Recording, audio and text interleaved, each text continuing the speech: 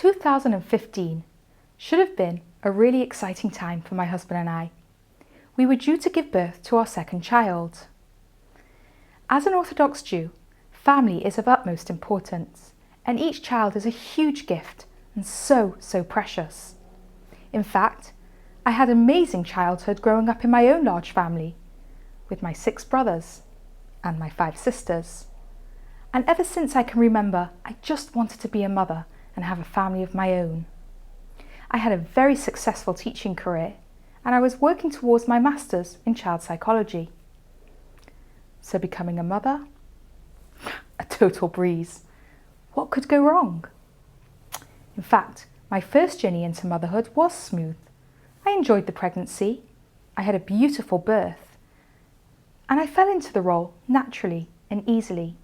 I loved it, and I couldn't wait to do it again.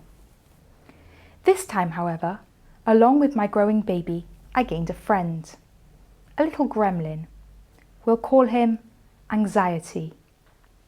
He started off small, but as my baby developed, so did he.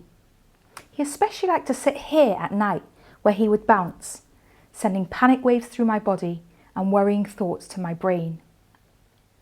He was even kind enough to accompany me to my birth, where his constant nagging meant I was out of control, and by the time my beautiful baby girl was born, he had gained a new friend. We'll call her birth trauma. These 2 gremlins were constantly on the go during those first tender postnatal weeks, wreaking havoc with the important early bonding moments, ripping up my confidence and shredding my self-worth. I opened up to my GP about how I was feeling at my 6-week checkup, and he swiftly diagnosed me with postpartum depression. Yet, despite this diagnosis, it took a further 18 months until I even began recovering, during which time the gremlin twosome became a pack, counting intrusive thoughts, paranoia, rage, and severe depression as their comrades. So why the 18 months? Well, the support just wasn't there for me. With my diagnosis, I was prescribed medication and referred for talking therapy. I was offered no follow-up and there was no review. Already anxious about my baby's safety, I became convinced that she was reacting to the medication, and so I stopped. Suddenly, I didn't know that it was dangerous. It was at this point that I was also handed over to a new doctor who I found cold and unempathetic. I sat in front of her every week for 6 weeks. I really wasn't feeling well. Yet she failed to refer to my earlier diagnosis and didn't ask me about how I was feeling mentally. When I brought it up with her, she told me to sleep more and worry less. And when I questioned about the talking therapy referral, it hadn't been sent off. So I lost trust. I faced multiple barriers. Firstly, as a woman from a small minority community trying to access national health care, and secondly, as a woman of the 1 in 4 of all mothers suffering with perinatal mood disorders, trying to seek understanding and support from her minority community. It was as if I was split into jigsaw pieces, each piece an important part of who I am, a religious Jewish woman and a 1 in 4 mother. But each piece was being held by different key figures key to my recovery, my community and national services. And those key players were sitting in completely different rooms with no hope of putting me back together again. And so, I remained broken. You see, belonging to a minority community doesn't mean I live with majority society norms and then occasionally visit synagogue. My culture is woven into the very fabric of my being and influences my every day from the minute I wake up until the minute I go to bed. It's how I eat. It's how I dress. It's how I navigate the world. Take this talk, for instance. Being asked to speak for TEDxNHS is a huge honour and privilege, and not one I take for granted. Yet today, if you're in the live audience, is a Saturday. As an Orthodox Jew, I keep the Jewish Shabbat to the letter. I don't use public transport, I don't handle electricity, I don't even touch my phone. So this speech has been recorded in advance on a Sunday at my home. You see, my value system places the Jewish Shabbat, the sanctity of the Jewish Shabbat, above all else. It's core to my identity. And when something is core to an individual's identity, it just cannot be ignored.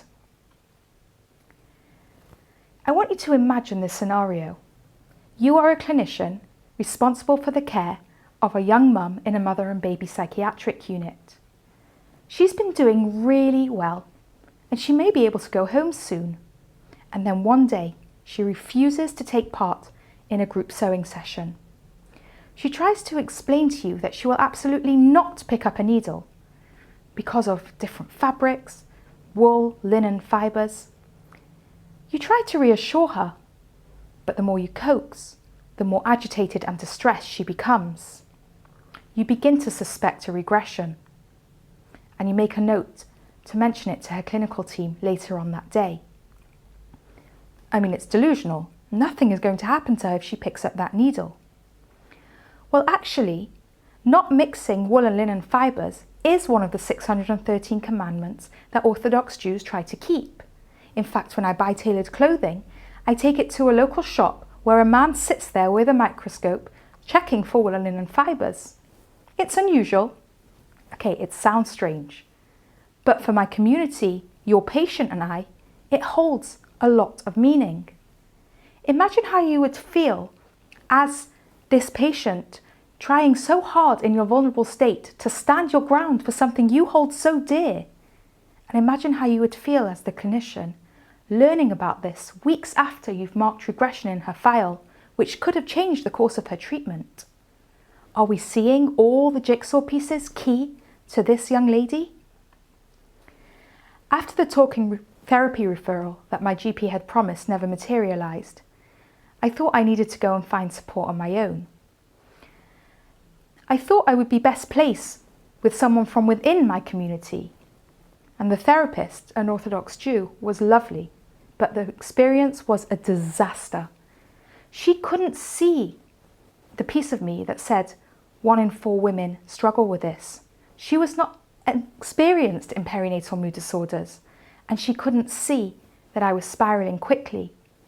Meanwhile, the gremlins surfed my hormones, preventing very little rational thought. I felt the gremlins closing in, and I knew that if I did not do something, they would take over my mind and body altogether. So I tried again. This time, the therapist was experienced in perinatal mood disorders, but was not from my community. Again, this was a disaster. He was trying really hard to support me, but the way I lived was so foreign to him, and I was getting really frustrated spending so much session time explaining my cultural norms and religious practices. He couldn't understand that piece of me that said I'm from a small minority community. And in my vulnerable state, I perceived that I was having to justify my religion and my cultural practices, which left me feeling more judged and even more vulnerable.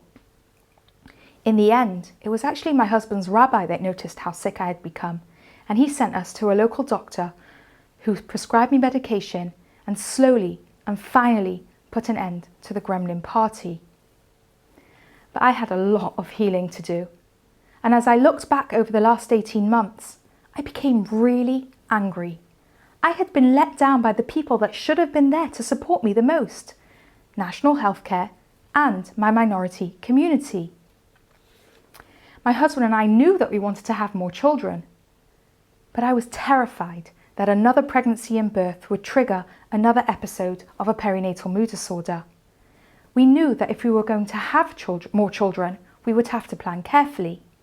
And it was at this point that I was introduced to a newly formed local specialist perinatal unit, led by a wonderful nurse named Karen. After some discussion, I felt like she acknowledged all of these pieces of me, and I felt safe that she would be an ally in combating those gremlins should they reappear. This was a very different experience, and really positive.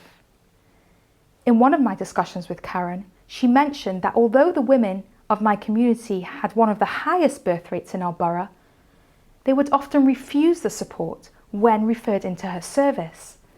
And I began to think, how might we be able to resolve this? There must be a way that we can bring all of these pieces together. And so, as I gained strength, and with Karen's support, my friend Friday and I set up Menucha, a culturally appropriate specialist perinatal therapeutic service which aims to bring together statutory services and the women in my community to ensure that they can be seen in their entirety. Our first challenge was to work out education and awareness. Where had this information been, and why had it been so hard for me to access that understanding and support?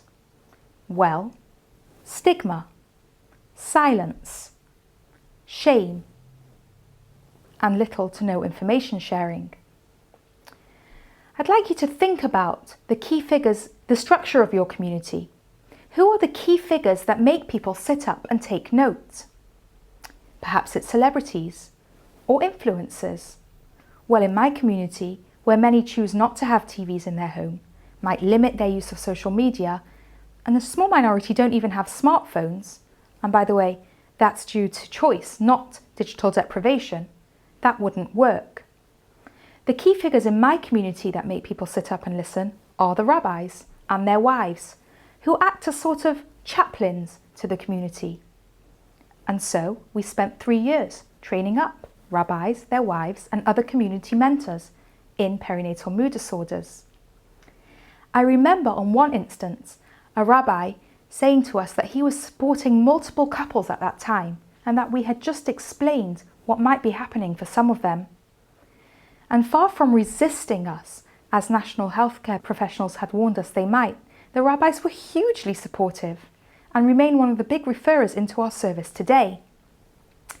In our community, there's a local printed advertiser that's posted into all community members' doors every single week. A perfect opportunity for our info adverts. And so, we take the information that the healthcare service want us to share, we adjust the language so it's understood by our community, and at the bottom of each advert, we put the signature of our overseeing rabbi, a sort of stamp of approval, which allows that stigma to unfreeze a little bit and bring forth some of that conversation. Our data shows that this is working. We are getting people talking. The 1 in 4 women are now being seen from inside the community, and as a result, the community is being seen by healthcare professionals. We get calls from women who have seen our material, and now they wish to access that support, and we can help them do that, either by advocating for them through the healthcare service or through our own therapeutic service. At the end of each advertisement round, we see an increase in calls of the topic that was spoken about that week, let's say birth trauma. And we're speaking to the whole community. We get calls from grandmothers in tears who share their lonely journeys with perinatal mood disorders decades ago. They feel so validated by the awareness that we're putting out. And now, when the 1 in 4 women seek support, the community are familiar with perinatal mood disorders and can respond without shame. We have appointed cultural liaison officers to help healthcare professionals navigate occasions when our belief system may be confused for something more serious. They can also help healthcare professionals step in when a presentation is no longer a belief system and is a cause for real concern and safeguarding. Remember the woman in the sewing class? Well, imagine now she's telling you that she is solely responsible for welcoming the Messiah, and as part of her newfound status, she will no longer engage with any of the male clinicians in the unit. Well, we know that the sewing lesson was a belief system, but not speaking to a male clinician because she's the sole responsibility of bringing the Messiah is a delusion. It's not part of religious Jewish law. Understanding context allows healthcare professionals to give appropriate care as needed, when needed, and helps prevent misunderstandings that can have dire consequences on an individual. Menucha has become the glue that bonds together these jigsaw pieces for the women in my community. In order to provide equitable care, we must see people in all of their complexity and all of their diversity. We need that intersectionality. And so I ask you, as professionals, what communities are you aware of but not actually seeing? We're not expecting you to be an expert. We want to work with you. Will you join us? And as for me, I'm content holding the hammer on this side of the whack-a-mole game of the gremlins. But I would say to other minority communities, take an active role in this. Be ready to beat down those gremlins that will pop up to affect 1 in 4 women in your communities. Partner up, form alliances, communicate and advocate so that all our communities can get the care that they need and deserve. We did it. It's easier than you think.